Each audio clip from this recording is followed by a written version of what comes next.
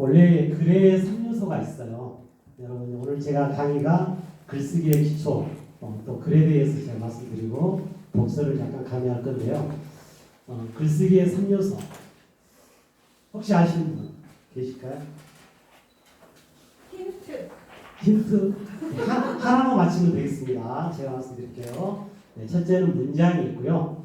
네, 두 번째는 저자가 있고 마지막 세 번째 아주 쉬운 거. 글감. 글감 아니고 주제. 저자가 있으면 또 누가 있어야 되겠어요? 네 맞습니다. 최양 선생님 나오세요. 아무튼 정답만 드리면 드리겠습니다. 다른 건 필요 없어요. 네. 제 사인 해놨으니까 한번 딱 보여주세요. 앞장에 그냥 해놨습니다. 예, 저렇게. 부럽네요. 네, 글의 3요소는 문장, 저자, 독자라고 합니다. 그러면 하나 더 내볼까요? 글 구성의 3요소가 있어요. 그럼 하나 맞히면 되겠습니다. 예, 서술이 있고요. 묘사가 있고 마지막 하나가 있습니다. 서사. 서사는 아니고 제가 쉽게 얘기해 드릴게요. 두 분이 대화. 만나서 뭐 하시죠? 두 글자. 대화. 네, 대화가 맞는데 하도 많이 말씀하셔서 제가 가장 크게 말씀했다는 분 하나만 나오세요. 이렇게 여기가 없으신가요? 대화요? 양보 안 하겠습니다. 네, 양보는 기능이 아니고 책임감들이 아닙니다. 네, 서술 묘사 대화가 글 구성의 3요소가 되겠습니다. 글이라는 것은 우리가 사전적 의미의 그런 부분이에요. 어떤 일이나 생각을 문자로 나타낸 기호, 이게 바로 글이라는 것입니다. 그래서 오늘 제가 강의하는 부분은 어떻게 글을 쓸 것인가, 그리고 글의 기초를 어떻게 잡을 것인가, 또 글은 나에게 어떤 의미가 전달될까 하는 부분들을 여러분 화면 PPT 보면서 저와 같이 한번 시간을 보냈으면 좋겠습니다.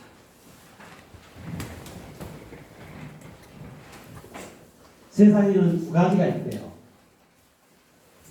고전하고 그 다음에 고전이 아닌 부분이 있겠죠. 두 가지 부분이 있는데 비고전과 고전의 차이점. 혹시 고전을 좋아하시는 분 계신가요? 이게? 네. 좋아하세요? 네. 고전의 지름길은 사람을 영특하게 한다 그런 말씀이 있어요. 그래서 고전은 다른 우리가 스토리라고 좀 다르게 고전에서만 주는 맛이 있습니다.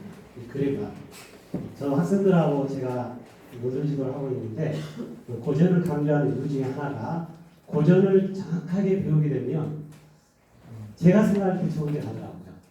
그 이유는 어린 아이라 할지라도 자기의 생각을 고전 속에 담으면 그 고전의 지혜가 지금 조상들의 맛이 아니겠습니까? 그 부분들을 아마 체득하지 않나 싶습니다. 자, 학습 효율성이 있는데 한번 볼까요? 자, 여기 보면 강의를 듣는 것은 5%입니다. 우리가 체득한 학습 효율성을 말씀드릴게요. 그 다음에 이제 여러분 읽었을 때는 10%. 그 다음에 시청각 쪽이 있는데 집단 토의할 때는 50%의 학습 효율성이 있어요. 그러니까 여러분이 공동체로 모여있잖아요. 여기서 집단으로 그룹으로 토의하면 오늘 배웠던 것을 잊지 않습니다. 50% 기억할 수 있어요. 그리고 실제 해보게 되면 75%의 효과가 있어요. 그래서 직접 본인들이 글을 써보는 게 얼마나 중요한지를 또 말씀하고 있고요. 또 서로 이제 대화나 설명을 통해서 하면 90%를 체득할 수 있습니다. 이게 학습 효율성의 모습이죠. 자, 독서로 완성하는 인생의 풍요로움 한번 읽어보실까요? 시작! 독서로 완성하는 인생의 풍요로움. 독서로 완성하는 인생의 풍요로움. 여러분 독서는 우리들의 삶을 바꿀 수 있다고 저는 말씀드리고 싶어요. 왜냐하면 제가 책을 읽어보니까 선생님들이 저희들이 위인이라고 하는 모든 분들의 기초는 바로 독서부터 출발하셨더라고요. 그래서 이 독서의 삶은 여기 계신 분들은 누구보다도 잘하시고 아마 지금도 열심히 하시는 여러분이 아닐까 하는 생각이 듭니다. 여러분 제 강의 한번 들어가 볼게요.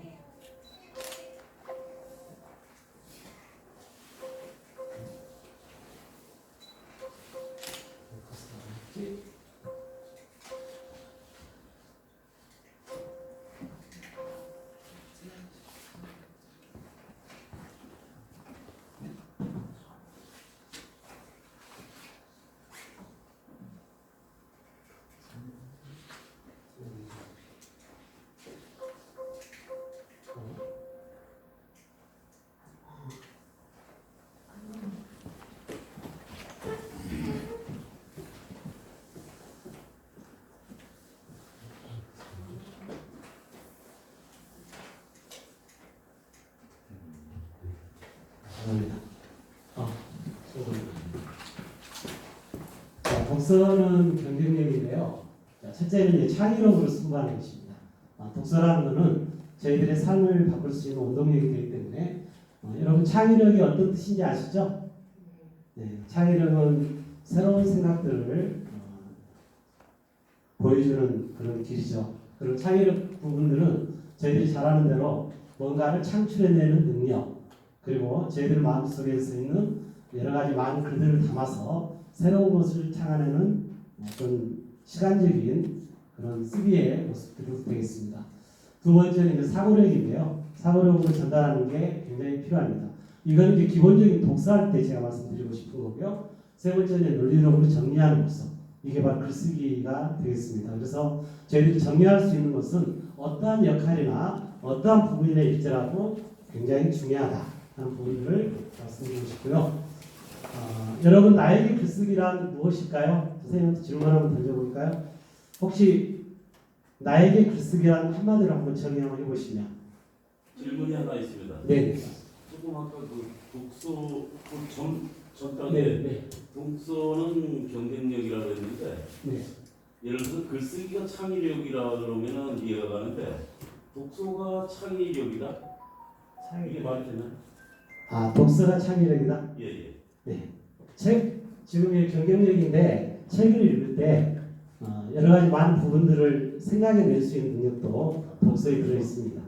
그러니까 우리가 단순히 이분법이 아니라 독서를 하게 되면 오히려 독서도 새로운 것을 발굴해내는 힘이 있어요. 그러니까 그래서 고전이라든지 편협적인 독서를 하잖아요. 한 가지만 보고 치우치는데 정치, 경제, 사회, 문화 모든 부분들에 있어서 창의력의 독서가 필요하죠. 그건 뭐 하나에 국한되는 거 아니에요. 자, 나에게 글쓰기란 여러분 어떤 마음을 갖고 계세요?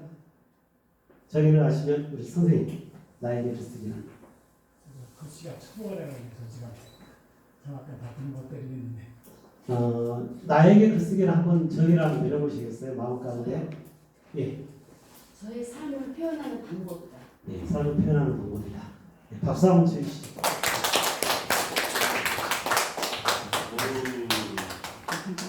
그건 아니고 나에게 글쓰기란 저는 나에게 글쓰기는 어머니라고 생각합니다.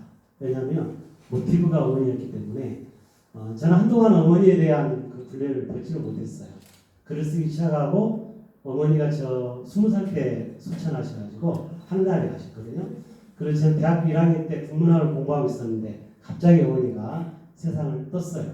그것도 제 옆에서 외출로 돌아가셔가지고 제가 잊어버린 현충일을 모내기하고 시골에 갔는데 그날따라 어머니가 되게 일을 많이 하셨던 모양이에요. 그래서 일을 하면서 옆에서 도와드렸는데 한참 1시간 했나? 근데 어머니가 갑자기 어지럽다고 하시더라고요. 그래서 이제 이 논둑에 앉아 계시다가 갑자기 이름을 뭐라고 중얼거리셨더니 쓰러지셨어요. 그 이후로 어머니는 보지 못했습니다. 너무나 기대가 컸던 어머니의 그 모습이 굉장히 마음가는 허전함으로 다가와서 거의 한 1년 동안 대학생활을 방황했어요. 집중을 못하고. 그러면서 한동안 글을 쓰는데 늘 어머니가 글 속에 나오더라고요. 그래서 어머니 글레를 참 보지 못했어요. 그러다가 어느 날 꿈을 꿨는데 어머니가 굉장히 웃고 계시는 또 꿈을 꿨네요. 그 의미를 저는 어떻게 받았냐면 이제 어머니의 굴레를 벗고 내가 하고 싶은 글을 써봐 이 의미로 저는 다가왔어요. 그러면서 제가 이렇게 지금의 여러분 앞에 이제 글도 이야기하고 또 말씀을 드릴 수 있는 것 같습니다.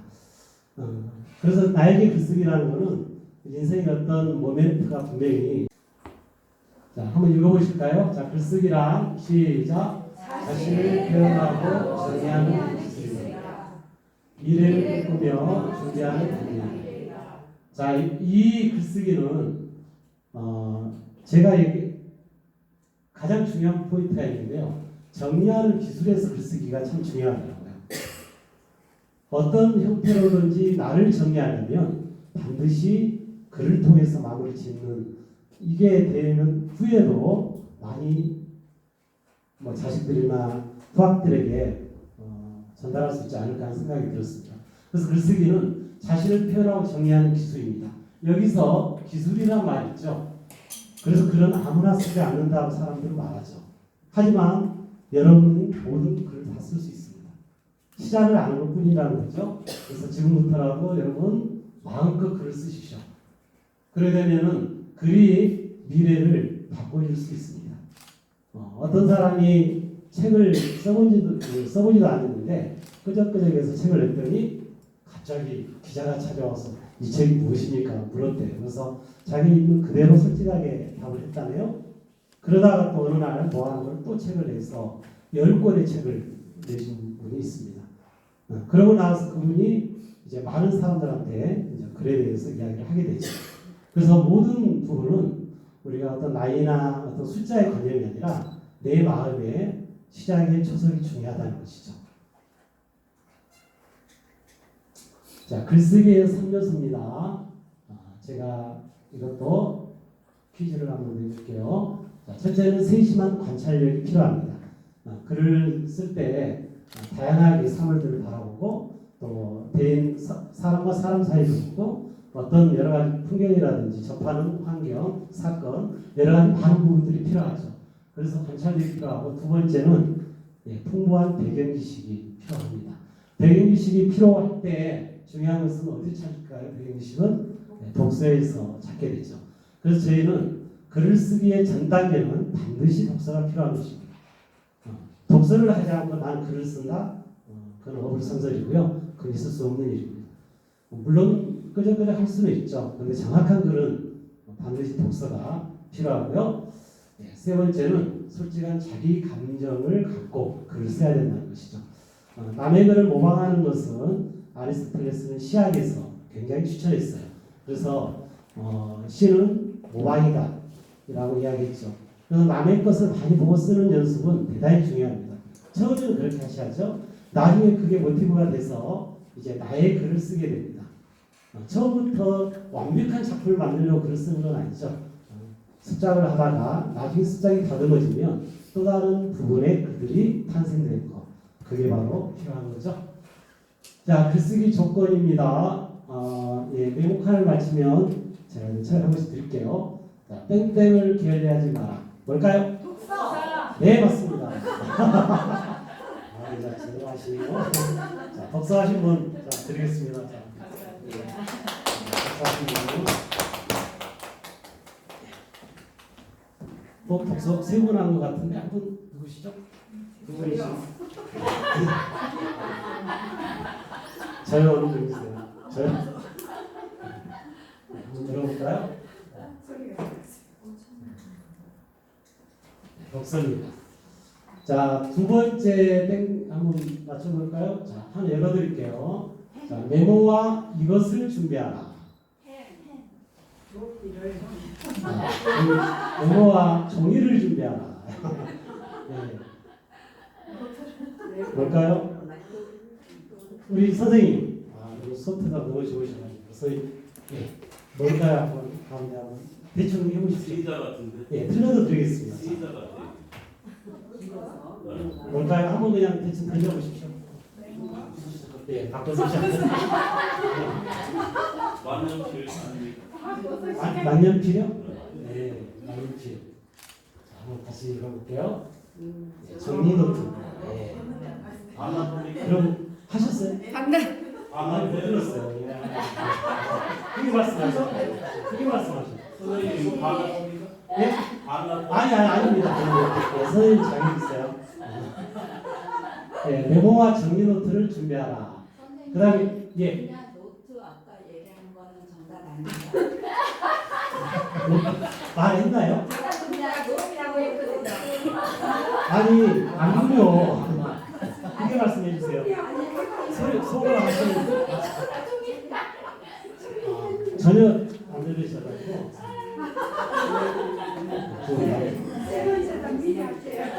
예, 세 번째 주변을 뭐죠?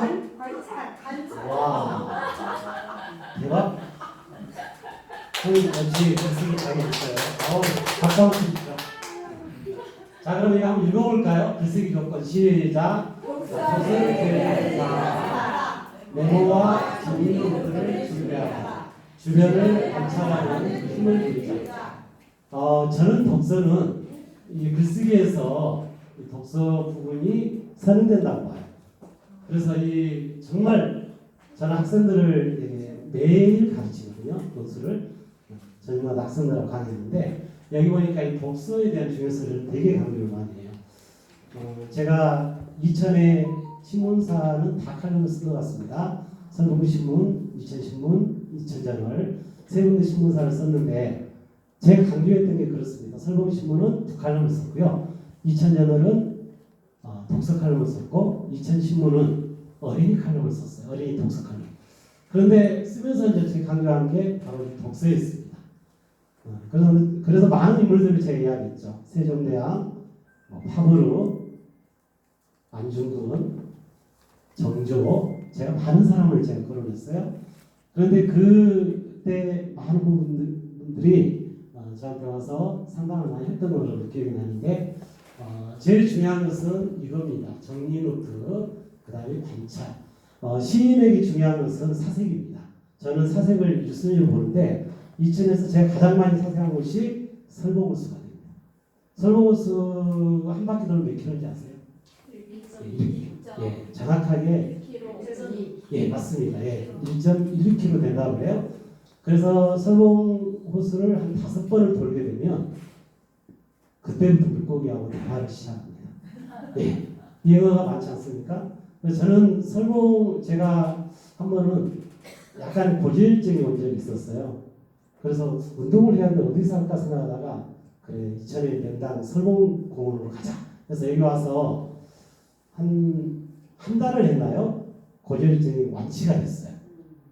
한 5바퀴씩을 도니까 그냥 다 없어지던데요. 그래서 의사가 놀랄 정도로 새벽 6시부터 1시간 동안 7시까지 하고 출근했는데 괜찮더라고요. 그래서 여러분에게 설봉호수는 정말 저희들이 주는 이천의 교배라고 저는 생각합니다. 그래서 관찰 필요하고요. 자, 글쓰기 3가지 팁을 드릴게요. 자, 첫째는 다도, 두 번째 다자, 세 번째 다상량. 여러분 다상량이 무슨 뜻인지 아세요? 다 아시죠? 예, 그렇습니다. 여러분 생각을 많이 하시면 정말 글쓰기에 기본이 듭니다. 제가 이 한국 강사협회에서 강의를 했었는데 이때 여기 문구가 참 좋아가지고 제가 이렇게 사진 하나 찍어놓은 게 있어요. 대한민국의 명강사들은 강사협회가 다 있다고 보면 되거든요. 근데 여기 보면 도덕적인 인격, 진정성의 헌신, 탁월한 실력. 근데 여기에 이제 첫 번째가 도덕적인 인격이더라고요. 근데 도덕적인 인격이 어디서 나오냐고 생각했더니 바로 독서에서 나온다. 이야기하고요. 그 안에서 진정한 헌신의 삶을 살 수 있다. 인간은 누구나. 저는 저만의 독서법을 갖고 있어요. 꿈나라 독서법이라고 제가 이걸 가지고 23년간 학생들을 제가 지도하고 있는데 그래서 제가 어린이 책읽기 운동을 이천에서 했어요. 사실은 꽤 오래됐습니다. 99년도부터. 지금도 병원이나 소아과, 양정도 가면 제 흔적이 있어요. 근데 여기 가면 책을 읽자 하는 부분에서 중요한 게 뭐냐면 시작입니다. 내가 어느 시점에서 시작하느냐가 되게 중요한 것 같아요. 그래서 여기 보면 역할 독서라는 게 있고요. 스토리텔은 아실 것 같고 논리 펼치기가 있고요. 그 다음에 여기 보면 현장 체험, 습작 읽기. 이게 이제 학생들하고 하는 커리큘럼이 되겠습니다. 그래서 이런 부분을 가지고 대화를 하게 되면 학생들에게 브레이크웨이가 잘 되더라고요. 네, 제자로 책임 모습이고. 자, 독서의 3가지 효과 이겁니다. 첫째는 이 창의력. 중에 포인트가 바로 독서가 되겠습니다. 여기 보면 정독의 고수라고 하는데 세종대왕도 반드시 책을 읽을 때 그냥 읽지 말고 백독백서 하라는 거죠. 한 번 읽되 정확하게 여러 번 반복해서 100번 정도를 읽어라 라는 이야기를 하고요. 우리 정교의 말씀을 한번 읽어볼까요? 시작. 독서는 체험하는 것이 중요하니 참으로 정밀히 살피고 밝게 분별하여 진심으로 체득하지 않는다면 날마다 술에 5배의 식을 불량의 책을 암송한다. 자신과 무슨 생각이 있게 됩니다. 독서는 체험입니다. 그리고 여러분 독서는 체득이에요. 책을 아무리 많이 읽는다 하더라도 내가 몸으로 느끼지 않으면 그 책이 나에게 무슨 소용이 있겠습니까? 정조의 이 말씀이 참 오늘날 저희들의 마음을 울리고 있죠. 이분이 누구신지 아시죠? 안중근 입니다. 안중근 의사 하면은 우리가 일제강점기가 떠오르고 또 여러분들이 저기에 있던 사실을 다 알고 계시는 거고 저는 이 안중근의 삶 속에서 그분의 독서 철학을 봤어요.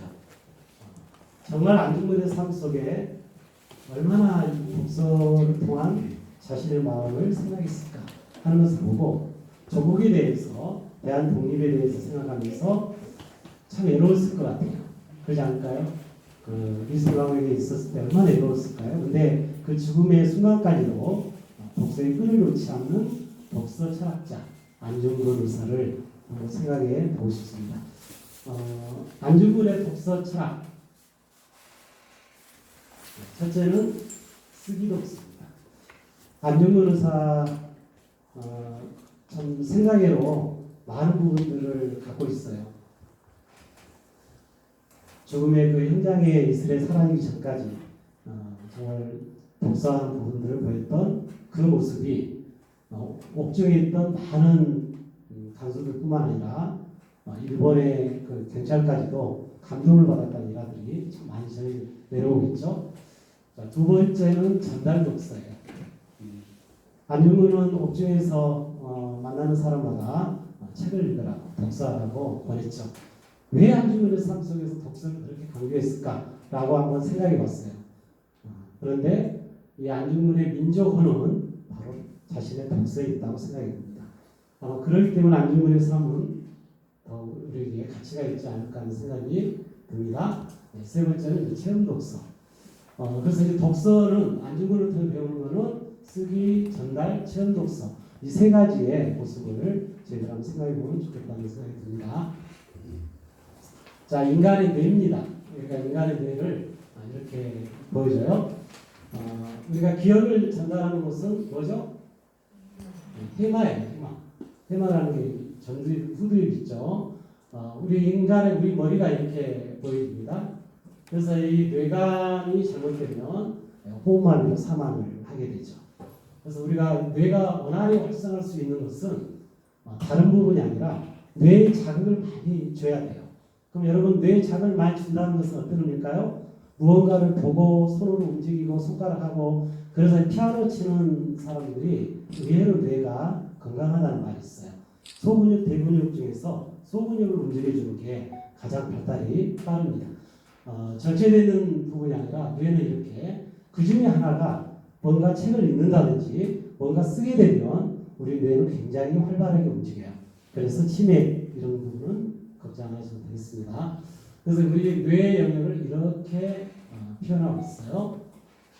베르니케 영역이 있는 이거는 언어를 이용해 해석하는 능력인데 이 부분에 있습니다. 그래서 말할 때 단어가 생각나지 않으면 여기에 망가진 거예요. 베르니케 영역이 문제가 있으면 생각이 안 나는데 이렇게 됩니다.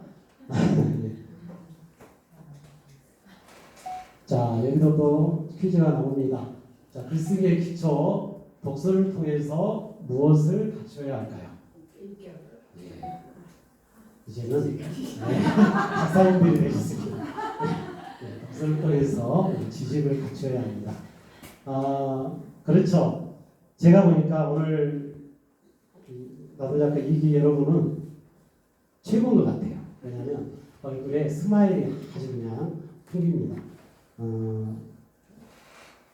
저는 모르겠어요. 아무튼 우리 이천의 새로운 부분들이 아마 여러분이 되지 않을까 생각을 하게 되고요.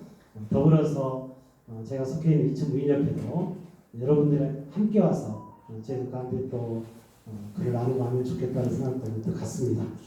자, 두 번째 한번 여러분 좋은 글을 쓰기 위해서는 글에 무엇을 지녀야 한다? 한번 대충 내보세요. 철학. 철학. 예. 또요. 인격. 인격. 예. 자, 볼까요? 구성력을 지녀야 됩니다. 좋은 글을 쓰기 위해서 글의 구성력을 지닐 필요가 있죠. 그래서 글이라는 게 우리가 3단 논법하면 서론, 본론, 결론이고요. 4단 논법하면 기승전결이고요. 소설의 5단 구성하면 여러분 잘 아시죠? 1단부터 시작해서 결말까지 쭉 갑니다. 그래서 글은 비율적으로 있는데 제가 생각하는 글의 구성은 3단 논법에서는 서론은 20%, 본론은 60%, 결론 20%, 2대 100대 2가 좋습니다. 수학적 공식으로. 그래서 그렇게 생각하고 글을 쓰게 되면 서론을 너무 길게 쓰면 바로 이렇게 정리를 할 수 있어요. 너무 긴데 그래서 중간에 이렇게 배합을 할 수 있는 글에 맞춤이 되는 것이죠. 세 번째, 좋은 글을 쓰기 위해서는 이것을 지녀야 된다. 뭘까요? 문장력을 지녀야 됩니다. 좋은 글을 쓰기 위해서 문장력은 여러분 독서부터 출발하는 거고요. 자주 이렇게 습작을 하다 보면 문장력은 좋아지게 돼 있고, 그리고 다산 정약용 선생님이 했던 방법, 글을 쓰면 반드시 옮겨쓰기라는 거, 100개 쓰기, 옮겨쓰기가 되게 중요합니다. 다산은 책을 읽다가 너무 좋은 글귀가 나왔어요. 그럼 이거를 메모지에다가 옮겨쓰는 작업을 했대요. 그러고 나서 다산이 강진에서 18권의 책을 저술했는데, 그때 그걸 갖다가 쉽게 말 짜집기인데 갖다 보고 창안에서 글을 쓰게 됐다는 거예요. 그게 본인의 독서법에서 나왔기 때문에 대단히 참 저희를 배울 만한 거고요. 그래서 글을 쓸 때는 반드시 100개 쓰고 옮겨 쓰는 작업을 하다 보면 바로 여러분 문장력이 향상이 됩니다. 글쓰기의 사례, 창의적 글쓰기. 여러 가지 많이 있겠지만 제가 이제 학생들 대상으로 하는 PPT이기 때문에 글짓기 동심 이런 게 있을 것 같고요. 논리적 글쓰기에는 좀 더 깊이 있는 글을 써야 되지 않겠습니까? 그래서 이런 부분들을, 그다음 체험적인 부분은 현장학습 간다든지 내가 어떤 부분을 역사적으로 탐방했다든지 이런 갔을 때 어떤 기획이라든지 산을 탔다 이런 경우, 그런 경우의 사례를 가지고 쓰겠습니다. 자, 글쓰기의 3P입니다. 세 가지의 우리가 주제를 정해서 갖고 있으면 됩니다. 첫째는 대상을 정해야 되겠죠. 타겟팅을 정해야 됩니다. 그런 의미에서 여러분 오늘 하나 딱 한번 생각해 볼까요? 자, 오늘 아무 생각하지 마시고 지금 이 순간 딱 한 가지 명제로 하나만 딱 생각해 보세요. 오늘 나 이거에 대해 글 쓰고 싶다. 어머니는 어머니, 한 가지 간단하게 한번 떠올려 보시겠어요? 지금 이 순간에. 우리 한인 선생님은 뭐가 떠오르세요?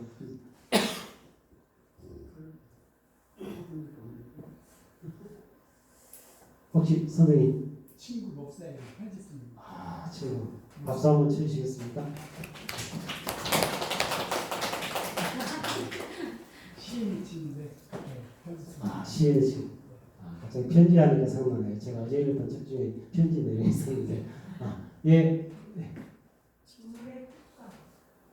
특강이요? 선물이 따서 선물이 없어서 제 책을 싫어하네요. 제가 드리겠습니다. 예. 박수 한번 쳐주셔요. 예. 최하희 선생님, 갑자기 지금 글 쓴다면 한 단어로 뭐가 떠오르세요? 네? 뭐를요? 지금요? 예, 지금 떠오르는 단어 뭐가 있을까요? 딸. 예, 간단합니다. 어렵게 생각하니까 한도 글이 어려워지는 거예요. 그냥 쉽게 생각하세요. 김밥 생각하시면 김밥, 배고프면 또 생각해야 되니까요. 혹시 우리 성경희 선생님, 가을 박수 한번 주시겠어요? 설몽산이 가을이 참 예쁘거든요. 여러분은 전문가시니까 잘 보시겠지만 저는 설몽산의 은행, 저 전에 폈던 은행, 그 다음에 단풍들이 너무 아름답더라고요. 등산로도 그렇고. 지금은 이렇게 공사에서 많이 좀 퇴색되긴 했는데 한 5년, 6년 전만 해도 설봉산의 그림은 전국의 사진작가들하고 내놓으라는 걸작이 있습니다. 저도 자료사진을 많이 갖고 있는데 이천에는 참 아담한 산이 있어서 다행이라는 생각이 들게 되고요. 자, 두 번째는 타이틀을 정하는 것입니다. 대상을 정했으면 이제 제목을 정하고, 세 번째는 타임을 맞춰서 글을 쓰게 되겠죠. 예, 제가 여기가 이제 강원도 인제입니다.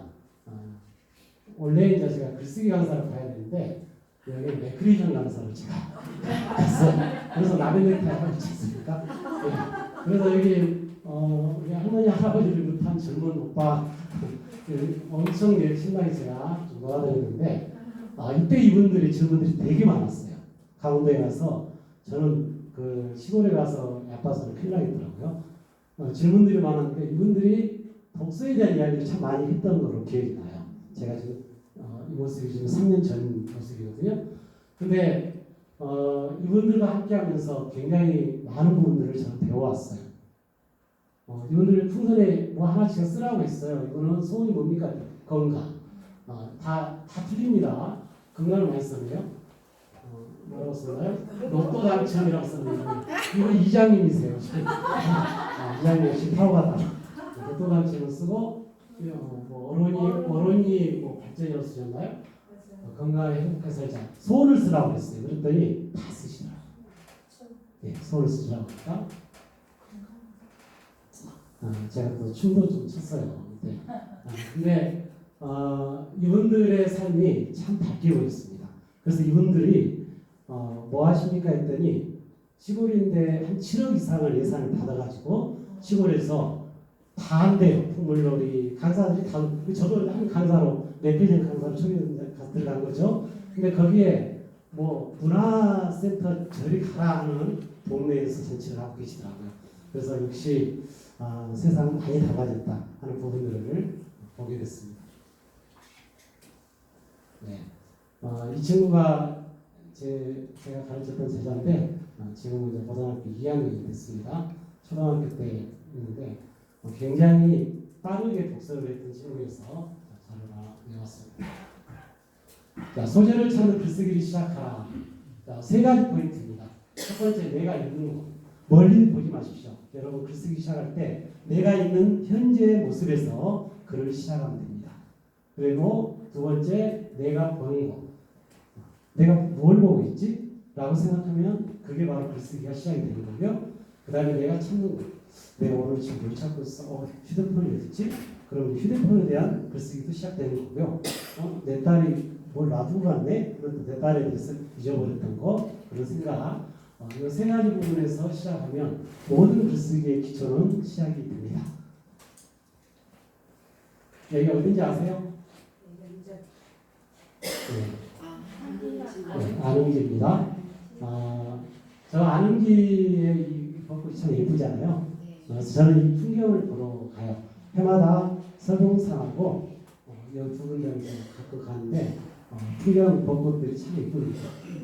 그래서 저도 여기에서 많은 생각을 하게 되고 많은 부분을 하는데 여기서 생각되는 게 이겁니다. 생각하는 글쓰기. 글을 쓸 때 뭔가를 좀 생각하면서 글을 쓰는 게 좋겠다라는 생각을 갖게 되고요. 그러면 생각하는 글쓰기의 첫 번째 제 과정을 보면 글을 착상하는 겁니다. 자, 뭐 하라고요? 네, 한번 읽어볼까요? 글을 착상하라. 시작. 글을 착상하라. 자, 이게 도입 부분입니다. 자, 두 번째, 글을 조직하라. 네, 처음에 뭘 쓸까를 여러분 고민했다면 이제 조직을 해야 되겠죠. 내용을 어떻게 쓰고 어느 부분에다 어떤 부분을 놓고 아까 비유도 있었고 있었으니까요. 그런 부분 생각하고 네, 세 번째는 이제 글을 완성하는 도입, 내용, 정리 순으로 글쓰기를 시작하면 되겠습니다. 여기가 충남 도서관입니다. 여기가 제가 작년에 여기서 강의를 했거든요. 충남 도서관에서 여기는 시청자 강의를 의뢰 와서 했는데 저는 대한민국 도서관 중에서 충남 도서관 깜짝 놀랐어요. 충청남도 대단하다. 최고인 것 같았어요. 제가 돌아다니는 강의장 중에서 여기 시설 대박입니다. 이쪽에도 또 있는데 문화 강좌 충남도청에 오고 있지 않습니까? 그래서 여기에 굉장한 예산을 많이 투자해서 거의 많은 그 충청도 사람들에게 좀 귀한 곳으로 자리매김하고 있고 특히 야경이 아주 비싸요. 충남도청과 도서관 주변의 야경은 외부에서 기자들이 와서 찍을 정도로 탁월합니다. 건물도 탁월해요. 네. 홍성이 있습니다. 자, 생각하는 글쓰기 이제 요거 한번 순서대로 한번 지금 한번 제가 여러분 드렸던 부분이 있는데요.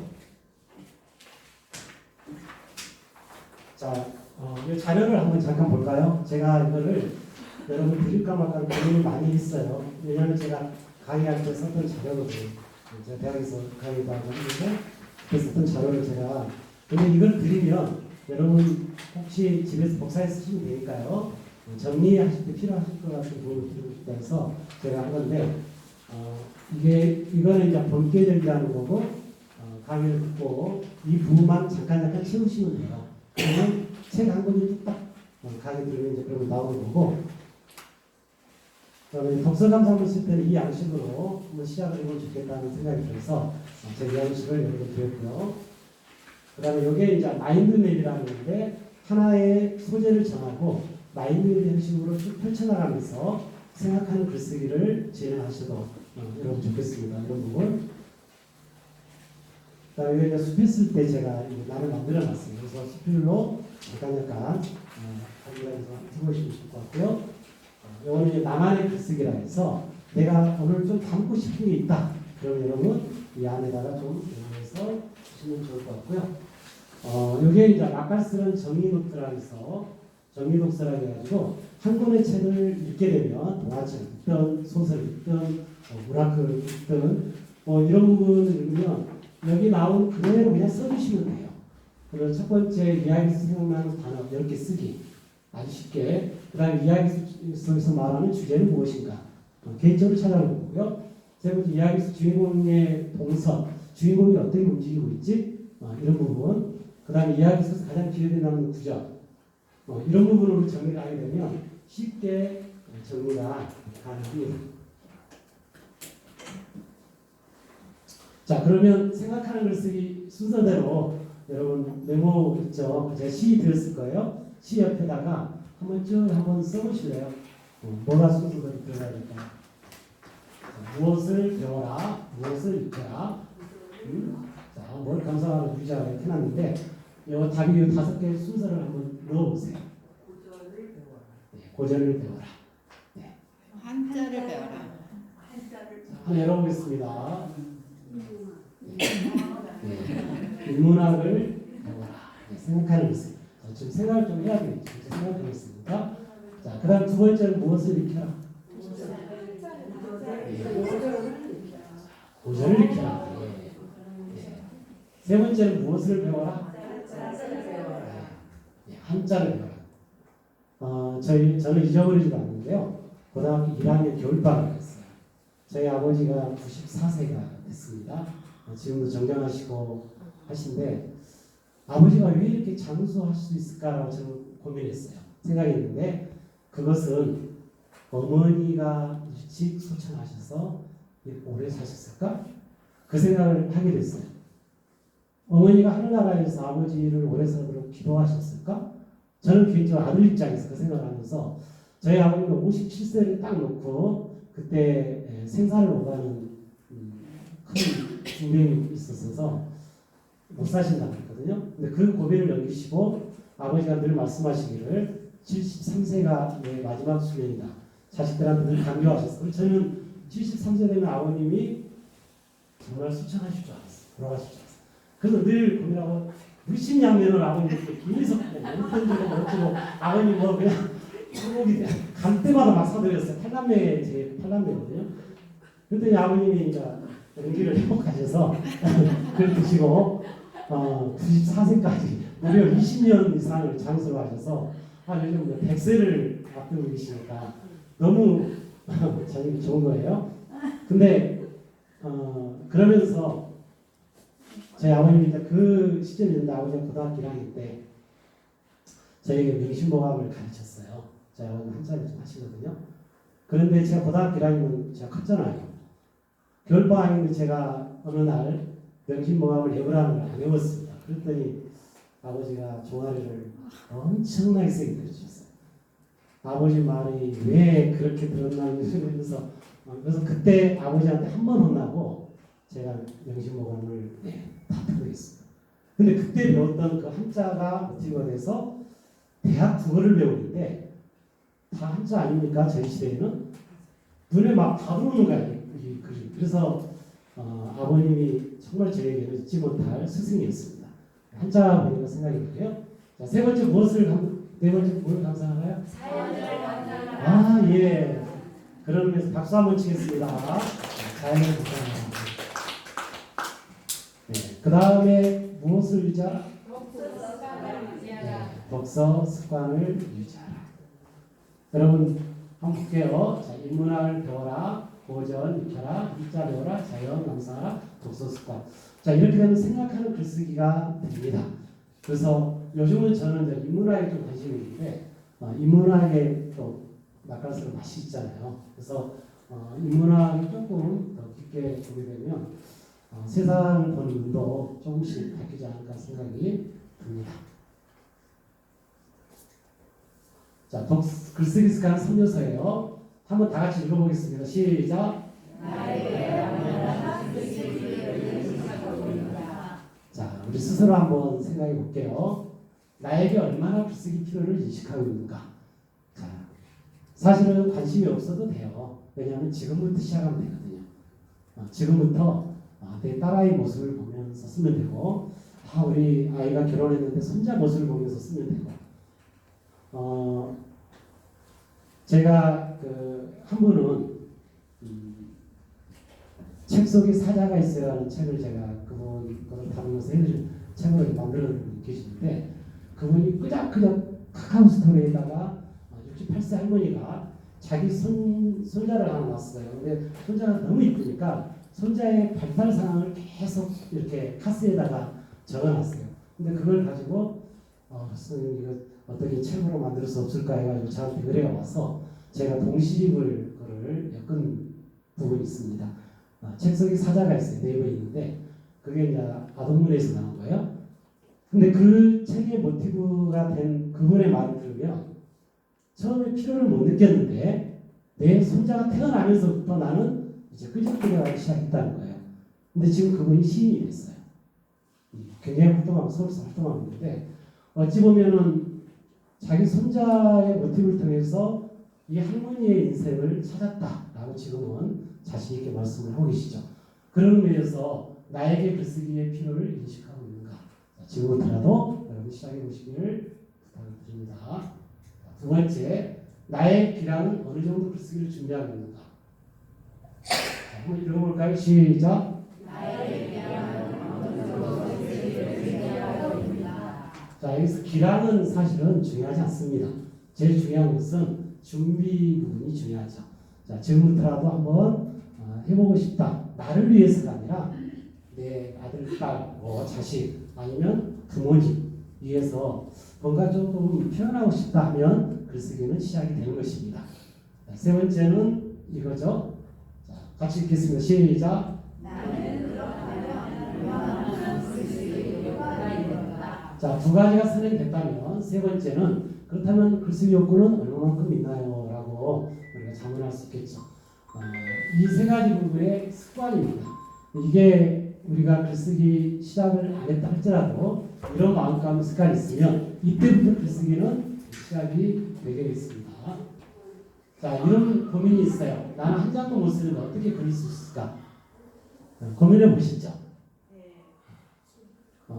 이내 이 고민을 제가 덜어드리겠습니다. 나는 한 장도 못 쓰는데 글을 쓸 수 있을까요? 할 수 있습니다. 첫째는 요거 하시면 됩니다. 글을 쓸 주제에 맞는 유사도서 10권을 읽으면 여러분 제가 쓰지 말아도 선생님 저 글쓰기 시작했습니다. 이렇게 돼요. 자, 보세요. 10권의 책을 그래서 주제를 제가 한번 볼게요. 가을. 아까 선생님 말씀하신 가을. 자, 가을에 관련된 책 10권을 읽어보세요. 어떤 형태로든지 10권의 가을을 읽으면 그 다음에 그분을 만나서 대화하면 이미 시작하고 계십니다. 왜냐하면 다양한 그 분야의 10권 이상의 책을 읽게 되면 그런 진행이 되는 것이죠. 누가 시켜서 하는 게 아니에요. 자연스러운 현상이에요. 자, 두 번째입니다. 읽어보겠습니다. 시작. 네, 베껴쓰기와 외워쓰기를 여러분 연습하십시오. 그래서 지금도 잘하고 계시는데요. 어떤 책이든지 제가 이건 이해가 안 간다 그러면 일단은 베껴 쓰기를 하시면 됩니다. 노트에다 다른 메모 노트에다가 옮겨 쓰는 거. 그래서 이 메모 노트는 되게 중요한 것 같아요. 어떤 분들은 뭐 메모 노트 같은 건 휴대폰으로 요즘 메모 되니까 그걸로 하셔도 되고요. 어디 가서 내가 딱 봤을 때 저게 착상이 됐다? 그럼 저걸 써야 되는데 저게 지나버리면 두 번 다시 그런 똑같은 글이 나오지가 않거든요. 그래서 항상 뭔가 이렇게 느낌이 왔을 때 그 부분에 대해서 묘사하는 게 필요합니다. 그래서 베껴쓰기와 외워쓰기, 외워서 쓸 수 있으면 좋겠습니다. 연습하는 게 중요하고요. 네, 세 번째 읽겠습니다. 시작. 네, 여러분 이제 두 가지를 선행을 하시면 세 번째는 글을 분석하고 관심을 기울일 수 있습니다. 그래서 글을 볼 때 그 글이 나에게 무엇을 의미하는가. 자, 예를 들어서 거기는 홍길동전을 보면 홍길동전의 주제는 적서차별이죠. 그 적자와 서자에 대해서 언급을 하고 있어요. 그런데 홍길동전에 썼던 허균이라는 사람의 삶의 모습을 보면 허균의 삶은 그리 평탄한 삶은 아닙니다. 그렇지만 홍길동전이라는 그 과감한 글을 썼을 때 조선 후기 사회는 급변하게 되죠.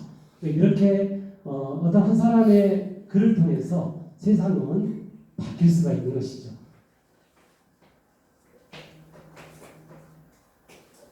다음 네 번째 읽겠습니다. 시작. 글쓰기 전문가와 상담하고 실행하라. 네, 저희들에게 때로는 이렇게 전문가가 필요합니다. 그래서 뭐 코칭도 받을 수 있는 거고, 그분한테 물어볼 수도 있는 거고, 조언도 받을 수 있는 거고. 그래서 글을 쓰는 과정에서 이런 부분들을 기억하면 좋겠습니다. 자, 여기 보겠습니다. 실천적인 글쓰기 효과예요. 자, 여기까지는 수동적이고 그 뒤에는 능동적입니다. 이거는 윌리엄 글라스가 학습 방법에 따른 기억의 비율을 산출을 해서 피라미드 형식으로 만들어 놓은 건데, 자, 우리가 리딩할 때는 수동적으로 10%밖에 안 됩니다. 그러니까 눈으로 읽는 것은 의미가 없다는 것이죠. 그래서 학생들에게 선생님 저 독서 엄청 많이 했는데요. 그래? 얼마나 읽었는데? 아마 엄마가 저한테 준 책만해도 한 3,000권 정도는 읽었을 거예요. 2000 초등학교 이야기입니다. 한이가 저한테 찾아와서 그랬어요. 대단하다. 상은 좀 탔니? 그랬더니 엄청 많이 탔거든요. 집이 거의 2배예요. 알고 봤더니 엄마가 다 써줘가지고 상 탔더라고요. 제가 나중에 한 사실입니다. 그런데 아이를 제가 이제 독서 테스트를 했더니 아무것도 몰라요. 왜? 다 잊어버렸대. 그러면 이 아이는 그냥 읽었던 겁니다. 물론 읽었겠죠. 엄마가 그렇게 굉장히 열정적이니까. 읽은 부분에서는 10%밖에 실천적이 안 됩니다. 그래서 이제 볼 때는 30%의 실천 효과가 있고요. 그 다음에 귀로 듣고 눈으로 보는 거 50%의 효과가 있어요. 근데 여기까지는 수동적이에요. 누가 시켜서 하는 겁니다. 그런데 이 뒤쪽으로 가면 능동적인 부분 볼까요? 자, 내가 읽었던 한 권의 책을 남들과 토론할 때 70%의 효과가 있어요. 그리고 내가 직접 경험해버리면 경험해서 어떤 걸 썼다 하면 80%가 있고요. 또 남에게 이렇게 어프로치나 또 말하고 가르칠 수 있다면 95%의 학습적인 효과가 있습니다. 그래서 윌리엄 글라스는 이 부분을 통해서 독서라는 것은 눈으로 보는 게 아니라 실천적인 독서가 돼야 된다라는 것을 말씀드렸고요. 제가 한번 읽어보겠습니다. 시작.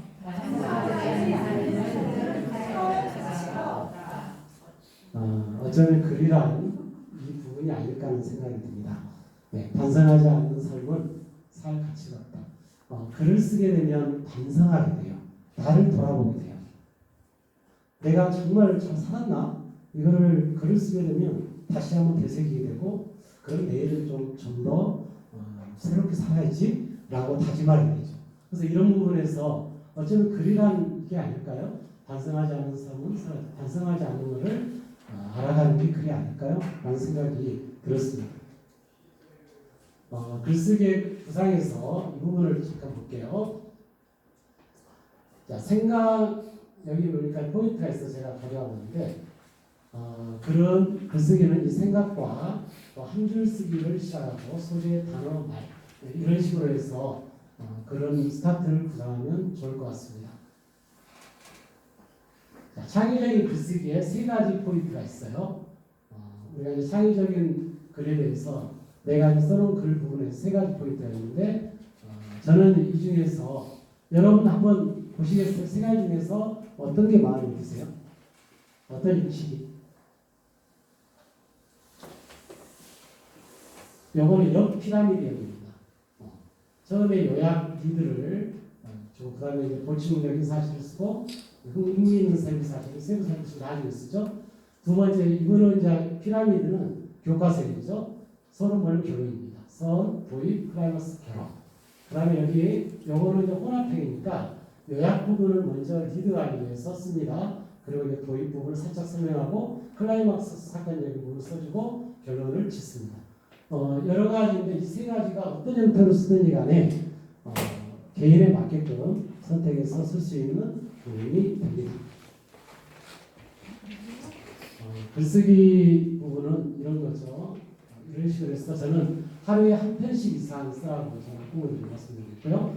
적어도 끄적끄적 하더라도 하루에 한 편 정도는 쓰고 싶죠. 라고 이야기합니다. 성공한 사람들의 책 쓰기.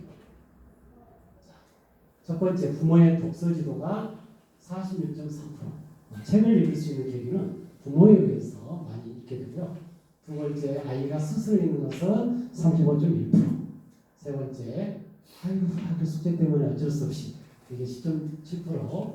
네 번째, 기타가 10.9%가 됩니다. 자, 빌 게이츠 말을 한번 읽겠습니다. 시작. 오늘날의 나를 얘기하는 것은 우리 동네 독서관입니다. 하버드와 졸업자보다 소중한 것이 독서하는 습관이다. 예, 빌 게이츠의 말입니다. 빌 게이츠는 동네 도서관을 이용했어요. 그래서 2000도 평생학습에서 동네 도서관 너무 잘 돼 있어요. 마장 도서관 참 잘 돼 있죠. 또 2000 시립 도서관 많이 리모델링해서 지금 좋아졌습니다. 이천에 뭐가 설성 도서관 없는 데가 없어요. 있어요. 창전도 없는 데 없어요. 자, 이 독서라는 수요는 많은데 나를 찾는 작업은 쉽지가 않은 것 같아요. 그래서 이 독서하는 습관을 하버드 앞 졸업장보다 빌 게이츠가 더 중요시 했습니다. 빌 게이츠 사실은 하버드 중대 있잖아요. 하버드 대학 졸업은 못했지만 그것보다도 독서하는 습관을 가지고 세계적인 마이크로소프트 회장도 하고 지금 부자가 이렇게 됐습니다. 네, 볼게요. 부상 이런 식으로 됩니다. 책상, 부상 쭉 보시고 이런 식으로 지금 나오면 되는 거고요. 과정이니까 쭉 넘어갈게요. 자, 글쓰기의 장점 요겁니다. 자, 효율성, 기대성, 노지성, 전달성, 성장성 이 부분. 잠깐만 쉬었다 하시죠. 쉬었다. 쉬는 시간. 네네네. 네. 잠깐 10분 쉴까요 그러면? 네, 10분 쉴까요?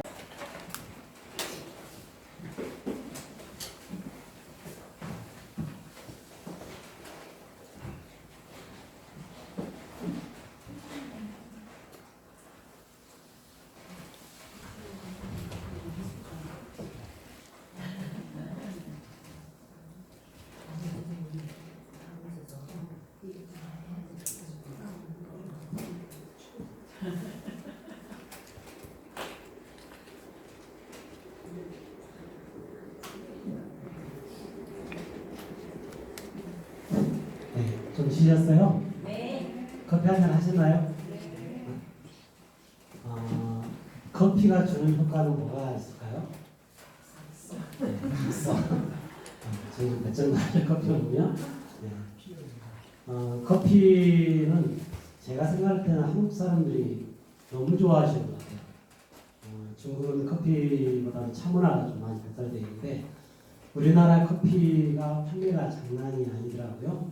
엄청난 판매를 이루고 있는데 그만큼 저희들 기호도에 따라서 한국 사람들 모두의 적극성을 띠지 않을까 그런 생각을 또 해보게 됐습니다. 네, 이어서 하겠습니다. 자, 글쓰기에 장점이 있어요. 5가지인데 한번 읽어보겠습니다. 자, 시작. 효율성, 기대성, 논리성, 전달성, 성장성. 네. 네, 글쓰기는 이런 효과들을 가지고 오죠. 우리 내면을 굉장히 깨우쳐주는 것 중에 하나가 어쩌면 글쓰기라면 삶을 이끄는 것 또한 글쓰기가 될 수 있다는 생각을 하게 됐어요. 그래서 어찌 보면은 논리성을 갖고 있는 글의 모습들이 때로는 많은 사람들에게 전달할 수 있는 그런 매개체가 되고, 그러다 보니까 어느 순간에 내가 성장하고 있어. 글을 쓰고 있고 많은 사람과 대화가 나누고 또 어느 부분에 가서 배우고 있는 이런 쪽을 생각하다가 나중에 자녀들이나 그 누구에게 글에 대한 부분을 또 해봐라 라고 말할 수 있는 기대감을 갖게 되고, 또 때로는 인생에 대해서 효율적으로 내가 살고 있구나, 체크포인트도 잘하고 있고 글을 쓰다 보니까 이런 부분들을 글 속에서 갖고 있는 장점을 극대화하게 된다면 저희들의 삶이 좀 풍요롭지 않을까 하는 생각을 갖게 됩니다. 자, 글쓰기 이유 첫 번째입니다.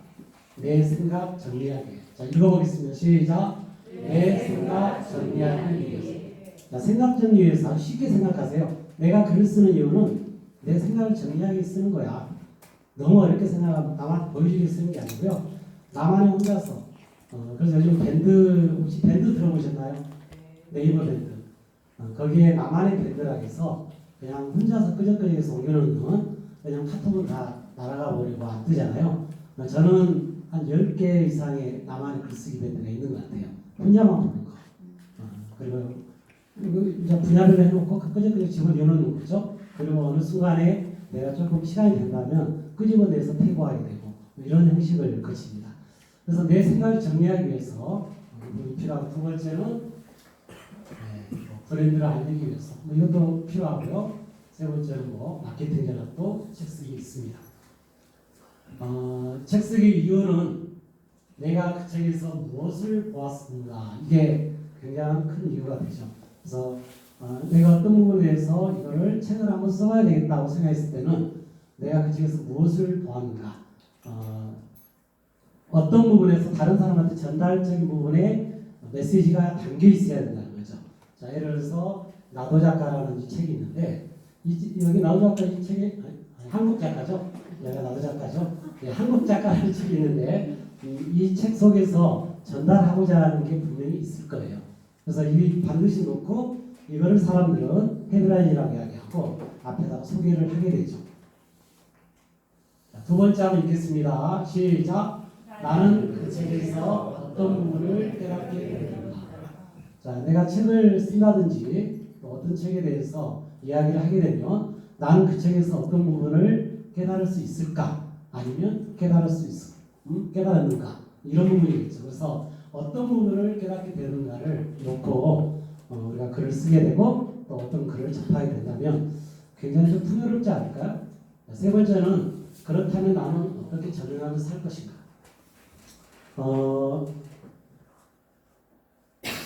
이 책을 보게 되면 책 속에는 많은 사람들이 길이 있다고 이야기를 해요.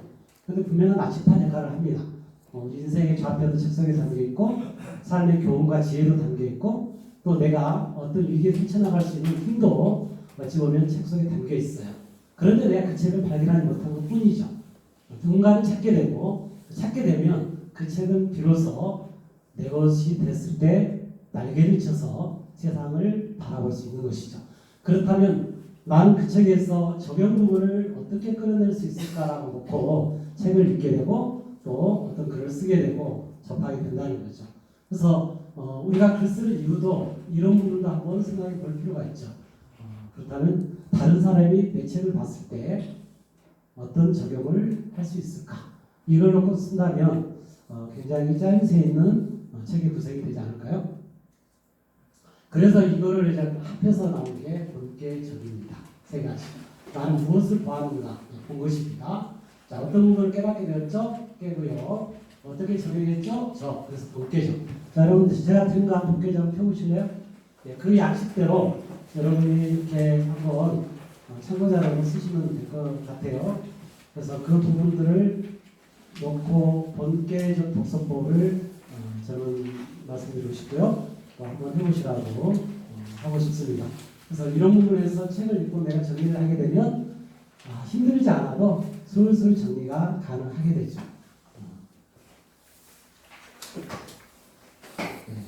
글을 잘 쓰려면 저는 이제 이렇게 생각합니다. 나를 알리는 글을 세상에 던지는 것이다. 그리고 겸손하게 기다리는 것이다. 저는 이게 글쓰기라고 봐요.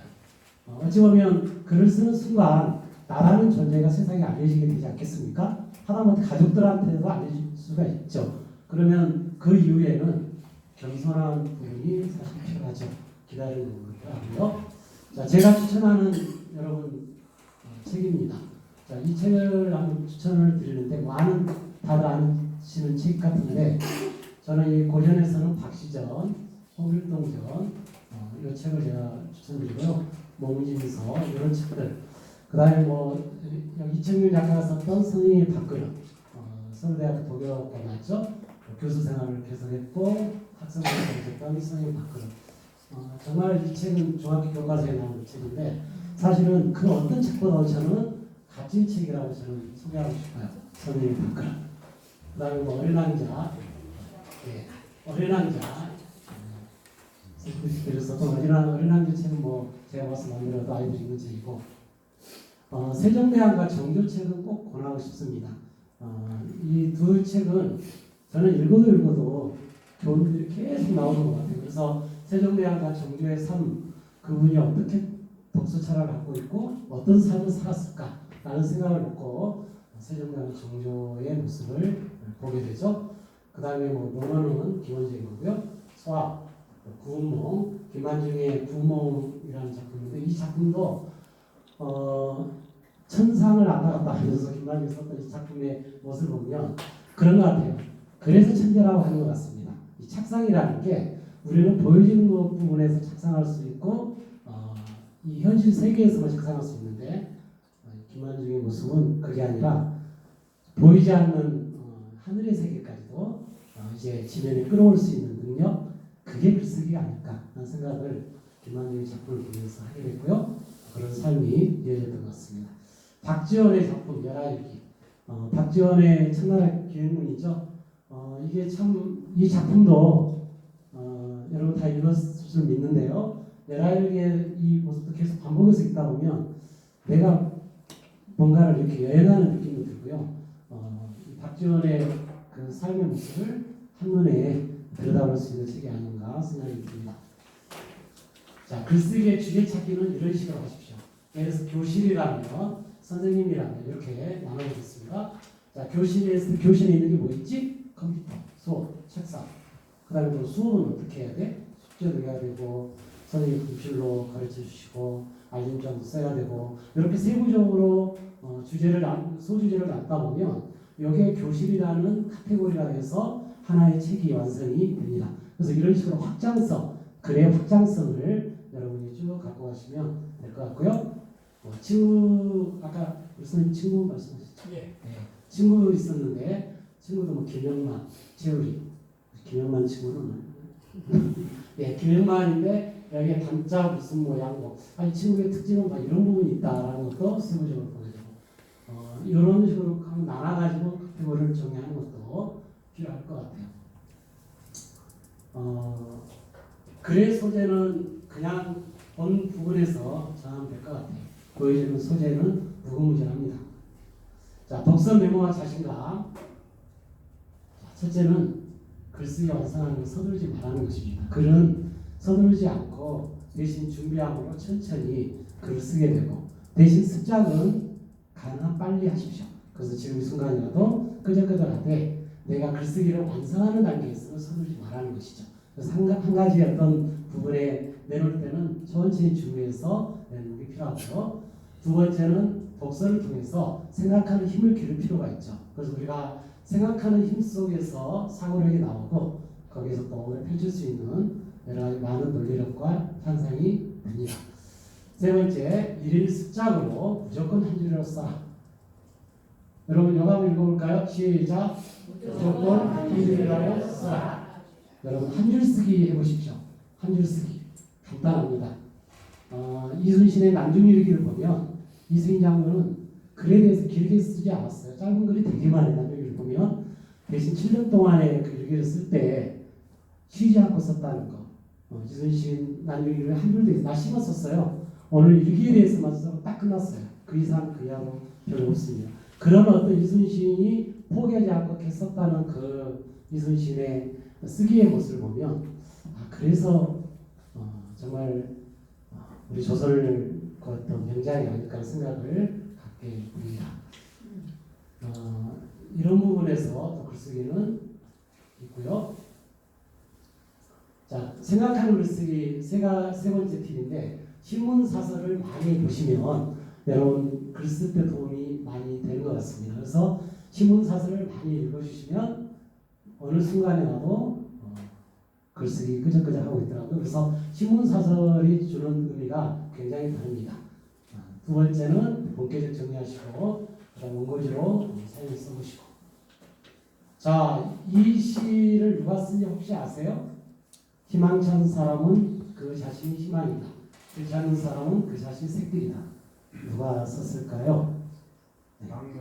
정답입니다. 박노의 시인의 작품이에요. 한번 읽어보겠습니다. 시작. 희망찬 사람은 그 자신이 희망이다. 길 찾는 사람은 그 자신이 색길이다. 원래는 색일인데 희망찬 사람은 그 자신이 희망이다. 이 부분인데요. 자, 비전을 갖고 있는 사람은 그 자신이 비전입니다. 지금 이 순간 뭔가를 글을 시작하고 싶다면 지금 자신이 나의 비전을 갖고 있는 것이죠. 그리고 길을 찾는 사람은 새로운 길을 가는 겁니다. 그래서 글쓰기가 어려운 게 아니라 지금 시작해서 한 줄 쓰기부터 시작하시면 여러분은 새 길을 시작하시는 거 있죠?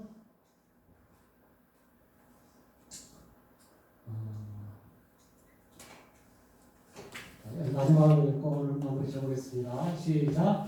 행복한 씨앗은 글을 심는 것이다. 제가 만든 입니다. 제가 쓰는데 글을 쓰다 보니까 행복한 씨앗은 저는 이렇게 표현했어요. 글을 심는 것이다 라고 표현해서 여러분이 오늘 짧은 강의지만 꼭 글을 시작하는 초석으로 삼기를 바라는 마음으로 제가 여러분 함께 했고 나도 작가 이기가 파이팅 하셔서 앞으로 2002년회에서 여기 계신 모든 분들을 함께 뵀으면 좋겠습니다. 네, 지금까지 이순신이었습니다. 감사합니다.